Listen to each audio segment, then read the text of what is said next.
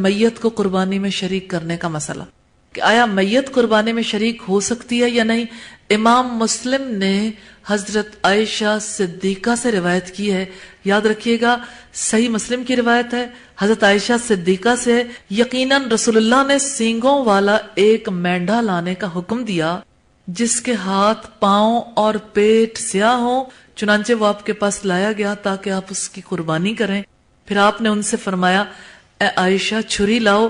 پھر آپ نے فرمایا اس کو پتھر پر تیز کر دو. انہوں نے حکم کی تعمیل کی.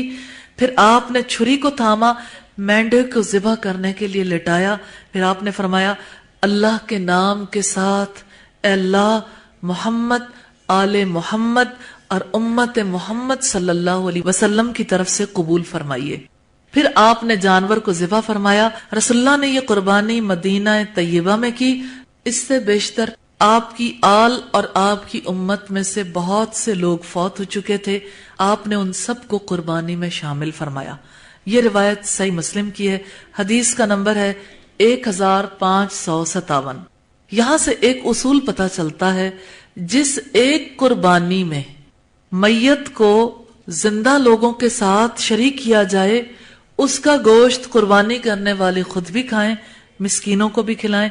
امام بزار نے حضرت ابو رافع سے روایت کی, انہوں نے کہا جب رسول اللہ قربانی کا ارادہ فرماتے تو 2 فربا سینگوں والے چتکبرے مینڈے خریدتے. جب آپ صلی اللہ علیہ وسلم نماز اور خطبے سے فارغ ہو جاتے تو عیدگاہ ہی میں ان 2 میں سے ایک مینڈے کو لایا جاتا. آپ اس کو ذبح کرتے. ذبح کرتے ہوئے فرماتے اللہ یہ میری امت کے ان سب لوگوں کی طرف سے ہے جنہوں نے آپ کی توحید کی گواہی دی اور آپ کا پیغام پہنچانے کی شہادت دی, یعنی اللہ کا پیغام جنہوں نے پہنچایا ان کی طرف سے. پھر دوسرے کو لایا جاتا اور آپ اس کو ذبح کرتے اور ذبح کرتے وقت فرماتے اے اللہ یہ آل محمد اور محمد صلی اللہ علیہ وسلم کی طرف سے ہے. آپ دونوں مینڈوں کے گوشت مسکینوں کو کھلاتے, خود بھی اس کو کھاتے, اپنے گھر والوں کو بھی کھلاتے. روایت ہے مجمع الزوائد کی, والیوم 4 ہے, پیج 21 اور 22. سوال یہ پیدا ہوتا ہے کیا میت کی طرف سے مستقل قربانی کرنا درست ہے یا نہیں. بعض علماء نے فوت شدہ اشخاص کی طرف سے مستقل قربانی کرنا درست قرار دیا ہے.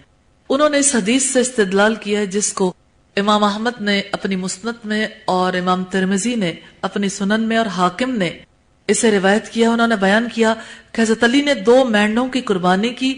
ایک مینڈا نبی کریم صلی اللہ علیہ وسلم کی طرف سے اور ایک مینڈا اپنی طرف سے کیا اور فرمایا مجھے رسول اللہ نے حکم دیا کہ میں ان کی طرف سے قربانی کروں, لہٰذا میں ان کی طرف سے ہمیشہ قربانی کرتا رہوں گا. یہ روایت مسند احمد کی ہے اور روایت ہے والیوم 2 میں, پیج 316, 317 اور نمبر ہے اس کا 1278. امام طیبی فرماتے ہیں یہ اس بات کی دلیل ہے کہ اگر کوئی شخص میت کی طرف سے قربانی کرے گا تو ایسا کرنا جائز ہوگا.